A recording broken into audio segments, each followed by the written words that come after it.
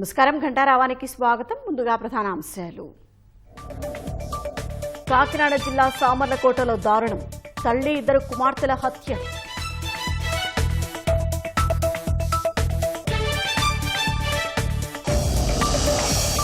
విశాఖలో భూ ఆక్రమణలపై చర్యలు చేపట్టాలన్న స్పీకర్. ఎన్ఓసీ జారీ ప్రక్రియపై విచారణ జరిపించాలని ఆదేశం.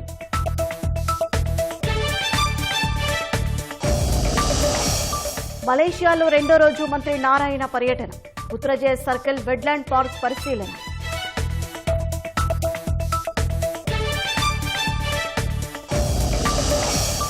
వైసీపీ పాలనలో ప్రతి స్కీమ్ పెద్ద స్కామ్ అన్న మంత్రి డోలా. మద్యం కుంభకోణంలో అడ్డంగా దొరికిపోయి బుకాయిస్తున్నారని ఆగ్రహం. ఈ ఏడాదిలో భారత్కు భారీగా అమెరికా ముడి చమురు. జనవరి జూన్ మధ్య 51% పెరిగిన దిగుమతులు.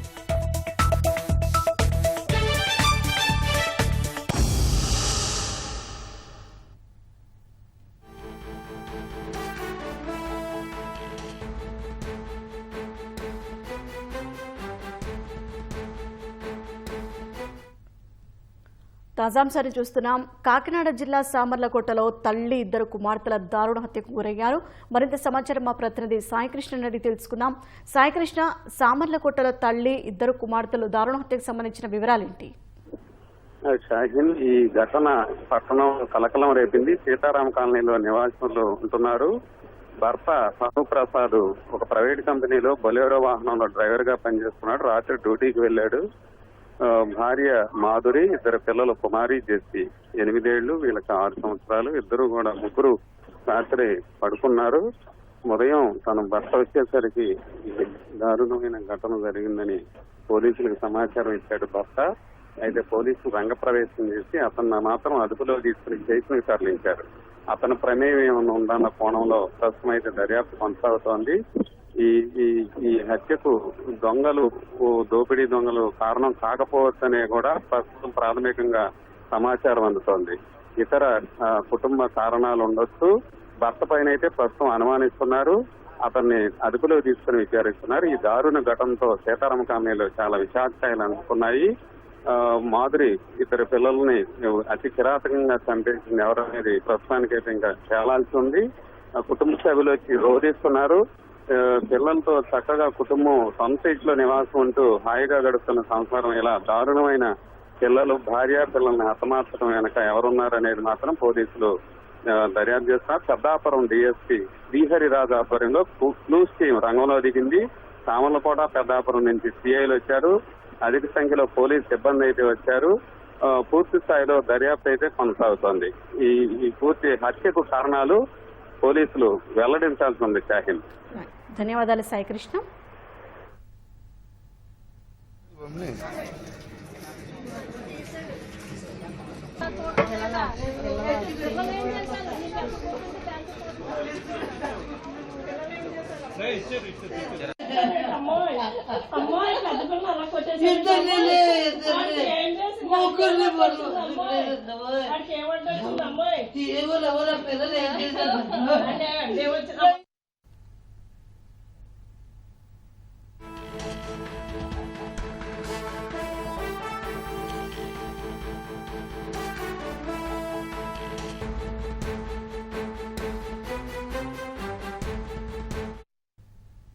తాజాంశాన్ని చూస్తున్నాం. మాజీ మంత్రి కాకాని గోవర్ధన్ రెడ్డిని వెంకటాచలం తహసీల్దార్ ఆఫీసులో రికార్డుల తారుమారు కేసులో కస్టడీకి తీసుకున్నారు.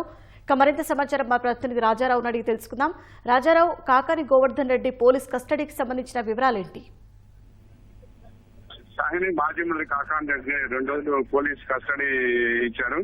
ఈ రోజు రేపు పోలీస్ కస్టడీలో పీడీసీ కేంద్రంలోనే విచారణ చేస్తారు. ప్రధానంగా ఇది వెంకటాచలం సంబంధించి భూ రికార్డులు తారుమారు కేసులో 14వ నిందితుడిగా గోవర్ధన్ రెడ్డి ఉన్నారు. దీన్ని 2 రోజులు పోలీస్ కస్టడీకి ఇచ్చిన నెల్లూరు 2వ అదనపు జ్యుడిషియల్ కోర్టు ఉత్తర్వులు ఇచ్చారు నిన్న. అంటే ఈ రోజు 8:30కి విచారణకి జిల్లా జైలు నుంచి తీసుకుని వెళ్లారు విచారణకి. ఈ విచారణ సాయంత్రం వరకు కొనసాగుతుంది. సాయంత్రం 5 గంటల తర్వాత మరలా కోర్టులో ప్రవేశపెట్టి అదేవిధంగా సెంట్రల్ జైలు తరలిస్తారు. రేపు మరలా 8 గంటలకు విచారణ ప్రారంభమవుతుంది. రేపు సాయంత్రం 5 గంటలకు పూర్తి అయిన తర్వాత తిరిగి సెంట్రల్ జైల్లో అప్పగిస్తారు. దీనికి సంబంధించి ప్రధానంగా ఈ భూ రికార్డులకు సంబంధించి ఎలాంటి అక్రమాలు జరిగాయి, తారుమారు కేసులకు సంబంధించి విచారణ అనేది పోలీసులు విచారిస్తారు.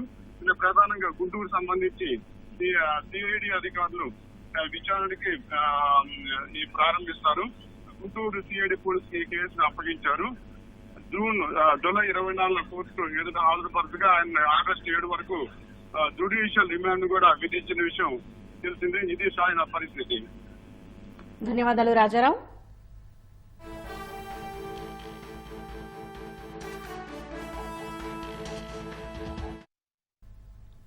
విశాఖలో భూ ఆక్రమణలపై సమగ్ర విచారణ జరిపించాలని రెవెన్యూ మంత్రి అనగాని సత్యప్రసాద్ను స్పీకర్ అయ్యన్న పాత్రుడు ఆదేశించారు. వైజాగ్ కార్పొరేటర్ మూర్తి యాదవ్ మాజీ సైనికులకు చెందిన భూములకు అనుమతి పత్రాల జారీ ప్రక్రియలో అక్రమాలు జరుగుతున్నాయని ఆరోపిస్తూ అయ్యన్న పేరును ప్రస్తావించారు. ఈ ఆరోపణలపై స్పందించిన అయ్యన్న పాత్రుడు విశాఖ మండలం ఎండడ 2లోని 5 ఎకరాల 10 సెంట్ల భూమికి సంబంధించి ఎన్ఓసీ జారీ ప్రక్రియపై సమగ్ర విచారణ జరపాల్సిన అవసరం ఉందంటూ మంత్రి అనగాని సత్యప్రసాద్కు లేఖ రాశారు. ఆర్థిక రాజధానిగా ఐటీ హబ్గా అభివృద్ధి చెందుతున్న విశాఖపట్నంలో ఎంతో విలువైన భూములు ఆక్రమణకు గురవుతున్న నేపథ్యంలో తక్షణమే సమగ్ర విచారణ జరిపించి బాధ్యులపై కఠిన చర్యలు తీసుకోవాలని కోరారు. విశాఖలో భూ ఆక్రమణలపై గతంలోనూ తాను గళం విప్పారని అయ్యన్న పాత్రుడు పేర్కొన్నారు. మలేషియాలో మంత్రి నారాయణ పర్యటన కొనసాగుతోంది. పుత్రజయ సర్కిల్ వెడ్లాండ్ పార్కును మంత్రి పరిశీలించారు. 138 హెక్టార్లలో ప్రపంచ ప్రసిద్ధ వృక్ష జాతులతో వెట్లాండ్ పార్కును నిర్మించారు. మలేషియా టూరిజంలో కీలకంగా ఉన్న పార్కు గురించి అక్కడి అధికారులు మంత్రికి వివరించారు. అమరావతిలో భారీ పార్కుల ఏర్పాటుకు ఇప్పటికే ప్రభుత్వం నిర్ణయించింది. పుత్రజయలోని మలేషియా తెలుగు అసోసియేషన్ ప్రతినిధులతో మంత్రి నారాయణ సమావేశమయ్యారు. అమరావతి నిర్మాణంలో భాగస్వామ్యం కావాలని కోరారు.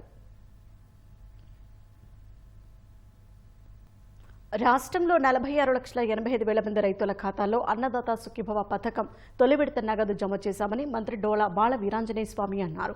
విశాఖ జిల్లా పద్మనాభం మండలం పాండ్రంగిలో శనివారం అన్నదాత సుఖీభవ సభలో ఆయన పాల్గొన్నారు. భీమిలి నియోజకవర్గంలోని 7 ఈనాం గ్రామాల్లో రైతులకు అన్నదాత సుఖీభవ సొమ్ము అందేలా చర్యలు తీసుకుంటామని ప్రకటించారు. అనంతరం మంత్రి డోలా ఎమ్మెల్యే గంటా శ్రీనివాసరావు ఎడ్లబళ్లపై గ్రామంలో పర్యటించారు. 1,10,00,000 రూపాయలతో నిర్మించే పాండ్రంగి సంగివలస రోడ్డుకు శంకుస్థాపన చేశారు. అధికారులకు వ్యవసాయ డ్రోన్ను అందజేశారు. చెప్పిన విధంగా సూపర్ 6 లో భాగంగా అన్నదాత సుఖీభవ కింద ఒక్కొక్క రైతుకి సంవత్సరానికి 20,000 లెక్కన మనకి 5 సంవత్సరాల్లో ₹1,00,000 లెక్క రైతుకు జమ చేసే విధంగా మన ప్రభుత్వం నిర్ణయం తీసుకునే తెలిసింది.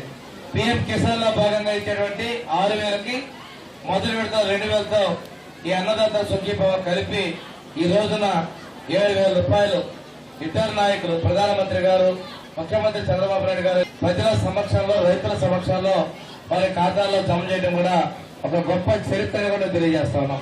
ఈ భీమిలి నియోజకవర్గంలో ఒక 7 గ్రామాలు అన్సర్వేడ్ విలేజెస్, అంటే ఎన్నో ఏళ్ల నుంచి ఆ భూమి మీద వాళ్ళు ఉంటారు, వాళ్ళు వ్యవసాయం చేసుకుంటా ఉంటారు. అవన్నీ కూడా జరుగుతాయి, కానీ దాన్ని అమ్ముకోవాలన్నా లేదు ఏదైనా తనఖా పెట్టుకోవాలన్నా లేదు ఎవరికన్నా బదలాయించాలన్నా ఏం చేయాలన్నా కూడా వాటితో హక్కులు ఉండట్లేదు.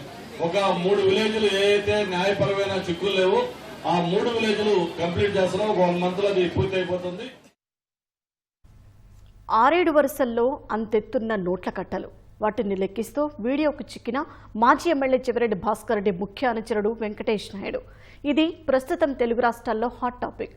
కట్టల గుట్టలను అట్టపెట్టెలో నింపి పంపిణీకి సిద్ధం చేస్తున్నట్లు వెలుగులోకి వచ్చిన వీడియో మద్యం కుంభకోణం కేసు దర్యాప్తులో కీలకంగా మారనుంది. సిట్ అధికారులకు కీలక ఆధారాలు చిక్కినట్లు తెలుస్తోంది. దీంతో సిట్ తదుపరి చర్యలపై ఉత్కంఠ నెలకొంది. మద్యం కుంభకోణం కేసులో వైసీపీ పెద్దల ప్రమేయానికి సంబంధించి అత్యంత కీలకమైన మరో ఆధారం బయటపడింది. కేసులో కీలక నిందితుల్లో ఒకరు A34గా ఉన్న వెంకటేష్ నాయుడు ఓ డెన్లో కోట్ల నోట్ల కట్టల్ని లెక్కిస్తున్న వీడియో తాజాగా వెలుగులోకొచ్చింది. వైసీపీ అధినేత జగన్కు అత్యంత సన్నిహితుడితో పాటు ఇదే కేసులో నిందితుడైన చెవిరెడ్డి భాస్కర్ రెడ్డికి వెంకటేష్ నాయుడు ప్రధాన అనుచరుడు కావడంతో ఆ వీడియో సంచలనంగా మారింది.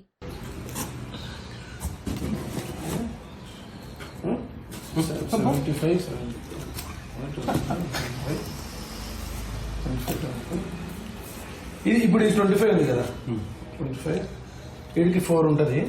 4 ఇది ఒక సరిపోతుంది. సరిపోతుంది 5 ఉంది మొత్తం టోటల్. మద్యం సొమ్ము తాను ఏనాడూ ముట్టనే లేదంటూ చెవిరెడ్డి భాస్కర్ రెడ్డి మద్యం కుంభకోణం అనేదే జరగలేదని వైసీపీ నాయకులు చెబుతున్న మాటలన్నీ బొకాయింపేనని ఈ వీడియోతో మరోసారి తేటతెల్లమైంది. మద్యం కుంభకోణంలో ఒక్క ముడుపుల ద్వారానే 3,500 కోట్లకు పైగా కొల్లగొట్టినట్లు సిట్ ఇప్పటికే ప్రాథమిక అభియోగపత్రంలో పేర్కొంది. ఇటీవల హైదరాబాద్ శివారులోని ఫామ్ హౌస్లో 11 కోట్ల నగదు డంపును స్వాధీనం చేసుకుంది. తాజాగా బయటపడిన వీడియో పరిశీలిస్తే అప్పట్లో ఎంత పెద్ద ఎత్తున దోచుకున్నారో స్పష్టమవుతోంది. ఇటీవలి కాలంలో అరెస్టైన నిందితుల సెల్ఫోన్లలోని డేటాను రిట్రైవ్ చేసిన సిట్ అధికారులు కీలక వీడియోలు స్వాధీనం చేసుకున్నారు. ఇలాంటి అనేక వీడియోలు సిట్కు లభ్యమైనట్లు సమాచారం. నేర నిరూపణలో ఇవి తిరుగులేని ఆధారాలని అధికారులు భావిస్తున్నారు. ఇది ఇప్పుడు 25 ఉంది కదా, 25 వీడికి 4 ఉంటుంది.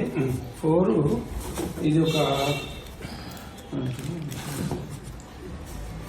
సరిపోతుంది. వైసీపీ నేతల గుండెల్లో గుబులు పుట్టిస్తున్న ఆ వీడియోను పరిశీలిస్తే ఓ గదిలో నల్లటి టీపాయ్పై నిలువుగా అడ్డంగా 6-7 వరుసల్లో 500, 100 నోట్లు కట్టలు కట్టి ఉన్నాయి. వాటిని వెంకటేష్ నాయుడు లెక్కిస్తున్నారు. కొన్ని కట్టల్ని చూపిస్తూ ఇక్కడి వరకు 4 అని చెబుతున్నారు. మరికొన్ని కట్టల్ని చూపించి మొత్తం 5 అని వివరిస్తున్నట్లు ఉంది. ఆయన అలా లెక్క చెబుతుంటే మరో వ్యక్తి ఆ నోట్ల కట్టల్ని అట్టపెట్టెల్లో నింపుతున్నారు. అక్కడున్న నోట్ల కట్టలు వెంకటేష్ నాయుడు చెప్పిన మాటల్ని బట్టి చూస్తే ఆ మొత్తం 5 కోట్లు అని అర్థమవుతోంది. అయితే ఈ డబ్బును అప్పట్లో ఎక్కడికి తరలించారు, ఎవరికి చేర్చారనే దానిపై సిట్ అధికారులు లోతుగా దర్యాప్తు చేస్తున్నారు. ఈ వీడియో 2021 నాటిదని సిట్ అధికారులు భావిస్తున్నారు.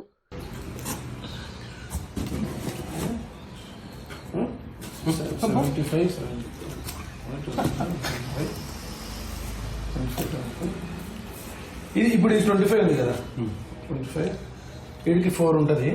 4 ఇది ఒక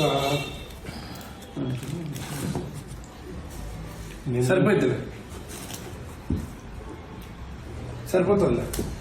5 ఉంది మొత్తం టోటల్. మద్యం డిస్టిలరీలు, సరఫరా కంపెనీల నుంచి రాజకేశిరెడ్డి బృందం ముడుపులు వసూలు చేసి వాటిని ఎప్పటికప్పుడు హైదరాబాద్ తాడేపల్లిలోని పలు డెన్లకు చేర్చి భద్రపరిచేవారు. అక్కడ్నుంచి ఆ సొత్తు నాటి ప్రభుత్వ పెద్దలకు చేరేది. ఈ డెన్నుల్లో దాచిన సొమ్మునే గత ఎన్నికల్లో వైసీపీ అభ్యర్థులకు పంపిణీ చేశారు. హైదరాబాద్ బంజారాహిల్స్లోని కృషివాలీ అపార్ట్మెంట్లోని తన నివాసాన్ని ఓ డెన్నుగా మార్చేసిన వెంకటేష్ నాయుడు అందులోని సొత్తుకు క్యాష్ హ్యాండ్లర్గా వ్యవహరించారు. అక్కడ్నుంచే చెవిరెడ్డి భాస్కర్ రెడ్డి బృందం సొమ్ము సేకరించి ఏపీకి తీసుకొచ్చేది. ఇలా దాదాపు 50 నుంచి 60 కోట్ల రూపాయలను ఏపీకి తీసుకొచ్చారు.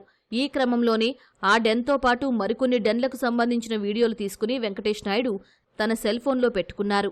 జూన్లో వెంకటేష్ను అరెస్టు చేసిన సిట్ అధికారులు ఆయన సెల్ఫోన్ స్వాధీనం చేసుకున్నారు.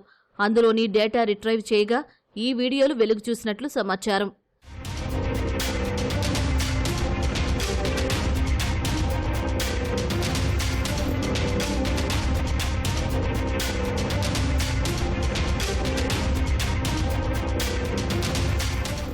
హైదరాబాద్లో స్థిరాస్తి వ్యాపారం చేసుకునే వెంకటేష్ నాయుడు చెవిరెడ్డి భాస్కర్ రెడ్డికి అత్యంత సన్నిహితుడు, బాల్య స్నేహితుడు.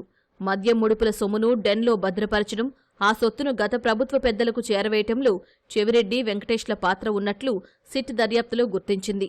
తమ ప్రమేయంపై విచారణ జరుగుతోందని తెలిసిన వెంటనే వీరిద్దరూ శ్రీలంక మీదుగా మాల్దీవులు, మాలే దేశాలకు పారిపోయేందుకు ప్రయత్నించారు. వారు బెంగళూరు విమానాశ్రయంలో ఉండగా సిట్ అధికారులు గుర్తించి జూన్ 18న అరెస్టు చేశారు. ఈ కేసులో కీలక నిందితులైన Peddireddy Mithun Reddy, Vijayasai Reddy, Jagan OSD Krishnamohan Reddy, Bharathi cements director Govindappa బాలాజీలతో వెంకటేష్ నాయుడు తరచూ భేటీ అయ్యేవారు. వైసీపీ ఎంపీ మిథున్ రెడ్డితో 2023 జూన్ 18, జూలై 27, అక్టోబర్ 1న హైదరాబాద్ అపోలో ఆసుపత్రి సమీపంలో హైదరాబాద్ జూబ్లీహిల్స్ పెద్దమ్మ గుడి వద్ద వెంకటేష్ నాయుడు కలిసినట్లు సిట్ గుర్తించింది. కృష్ణమోహన్ రెడ్డి, గోవిందప్ప బాలాజీలను 2023 ఆగస్టు 6న హైదరాబాద్లోని ఆసిఫ్ నగర్ వద్ద వెంకటేష్ నాయుడు కలిసినట్లు నిర్ధారణకు వచ్చింది.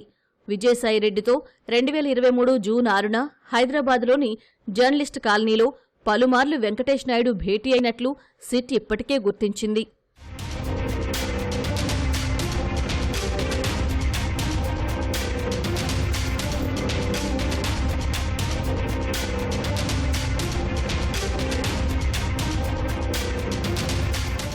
2022 జనవరి 15న అప్పటి ముఖ్యమంత్రి జగన్ నివాసమైన తాడేపల్లి ప్యాలెస్లో తిరుమల తిరుపతి దేవస్థానం సెట్ వేసి సంక్రాంతి సంబరాలు నిర్వహించారు. ఈ సెట్ను వెంకటేష్ నాయుడే దగ్గరుండి వేయించినట్లు సిట్ గుర్తించింది. అప్పట్లో ఈ వేడుకల్లో జగన్కు అత్యంత సన్నిహితులే పాల్గొన్నారు. అలాంటి చోట జగన్తో కరచాలనం చేస్తూ వెంకటేష్ ఆత్మీయంగా మెలిగారు. వారి పక్కనే చెవిరెడ్డి కూడా ఉన్నారు. దీన్ని బట్టి వీరి సంబంధాలు ఏ స్థాయిలో ఉన్నాయో అర్థం చేసుకోవచ్చు. ఏఐ ద్వారా శ్రీవారి దర్శనాన్ని గంటలో చేయిస్తామని చెబుతున్న విధానాన్ని విరమించుకోవాలని మాజీ ప్రభుత్వ ప్రధాన కార్యదర్శి ఎల్వి సుబ్రహ్మణ్యం టీటీడీకి సూచించారు. వీఐపీ ప్రారంభ విరామ దర్శన సమయంలో ఆయన శ్రీవారిని దర్శించుకుని మొక్కులు చెల్లించుకున్నారు. మానవుడు తన శక్తితో ఏఐ ద్వారా ఎంత గ్రహించినా ఆలయాల్లో కొన్ని పరిమితులు ఉన్నాయన్నారు. అందువలన ఆ నిర్ణయాన్ని విరమించుకోవాలని సూచించారు. తిరుమలలో దర్శనాన్ని 3 గంటల లోపల చేయించగలుగుతాము అనే ఒక ఆలోచన విధానం గురించి మాట్లాడారు భక్తులు. నాకు తెలిసినంత వరకు అది అసంభవం. దాని గురించి మనం ప్రయత్నం చేయడం ఏమాత్రం కూడా క్షేమకరం కూడా కాదు. ఎంత ఆర్టిఫిషియల్ ఇంటెలిజెన్స్ మన మానవుడు తన శక్తితో దాన్ని గ్రహించినా కూడా మనకు అనేక పరిమితులు ఉన్నాయి ఆలయంలో. కొన్నిసార్లు భక్తులకి సౌకర్యం కల్పిద్దామని చెప్పి పెద్దలు ఆ విధంగా ఆలోచన చేసి వ్యక్తపరిచారు. కానీ అది ఆచరణ అసంభవం అని చెప్పి నేను సవినయంగా వారికి మనవి చేస్తూ ఆ ఆలోచనని దయచేసి విరమించుకుని దాని గురించి అనవసరంగా ధనాన్ని వ్యయం చేయకుండా వచ్చిన భక్తులకి ఇవాళ జరిపిస్తున్న దర్శన సమయం కూడా అందరికీ ఆమోదమే. కానీ కొన్ని సౌకర్యాలు కొంచెం మనం దాన్ని అభివృద్ధి చేయగలిగితే ఇంకా చాలా బాగుంటుంది అని వారికి నేను మీ ద్వారా సవినయంగా మనవి చేస్తూ ఆ ఆలోచనకి స్వస్తి చెప్పవలసిందిగా పెద్దలందరినీ కోరుతున్నాను. అనకాపల్లి జిల్లా మాక్కవరంలో గంజాయి తరలిస్తున్న 4గురిని పోలీసులు అదుపులోకి తీసుకున్నారు. 2 కార్లు సీజ్ చేశారు. 370 కిలోల గంజాయిని స్వాధీనం చేసుకున్నారు. పట్టుబడిన గంజాయి ₹1 కోటి పైగా ఉంటుందని నర్సీపట్నం డీఎస్పీ శ్రీనివాసరావు తెలిపారు. నిందితులు ఒడిశాలో గంజాయి కొనుగోలు చేసి తెలంగాణకు తరలిస్తుండగా రాచపల్లి చెక్పోస్టు వద్ద తనిఖీల్లో పట్టుబడ్డారన్నారు. పరారీలో ఉన్న మరో 4 కోసం గాలింపు చర్యలు చేపట్టినట్లు తెలిపారు.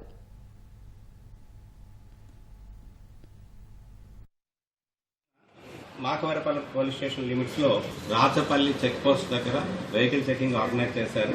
ఎర్టిగా వెహికల్ ఒకటి, స్విఫ్ట్ డిజైర్ ఒకటి, ఒక స్కూటీ ఒకటి, ఈ 3 వెహికల్స్ ను కూడా మనం తనిఖీ చేయగా స్విఫ్ట్ డిజైర్ వెహికల్లో ఒక 5 బ్యాగ్స్ ఆఫ్ గాంజా, ఎర్టిగా వెహికల్లో 10 బ్యాగ్స్ ఆఫ్ గాంజా దొరికింది. వీటన్నిటిని కూడా మనం వేయింగ్ వేయించగా 370 కిలోల గాంజా ఉంది.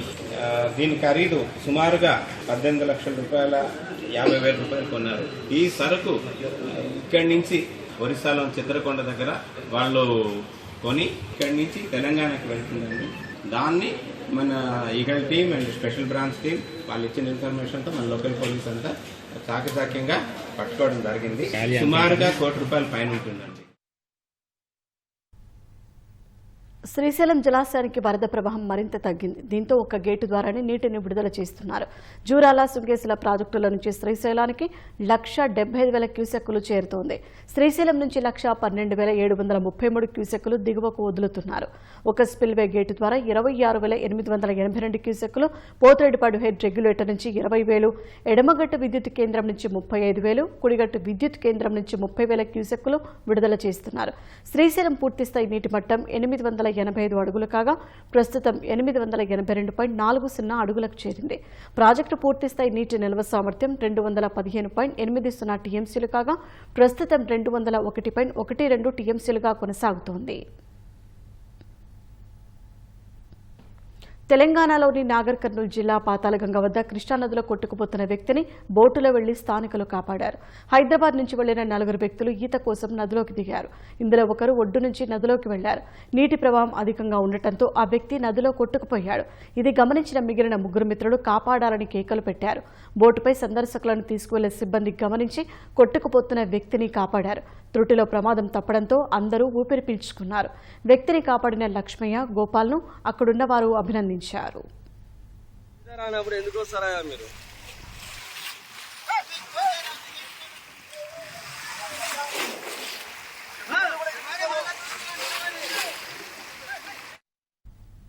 2025లో అమెరికా నుంచి భారత్కు ముడి చమురు దిగుమతులు గణనీయంగా పెరిగాయి. ట్రంప్ రెండోసారి అధ్యక్ష బాధ్యతలు చేపట్టాక అగ్రరాజ్యంతో ముడి చమురు ఒప్పందాలు భారీగా పెరిగినట్లు ప్రభుత్వ గణాంకాలు వెల్లడిస్తున్నాయి.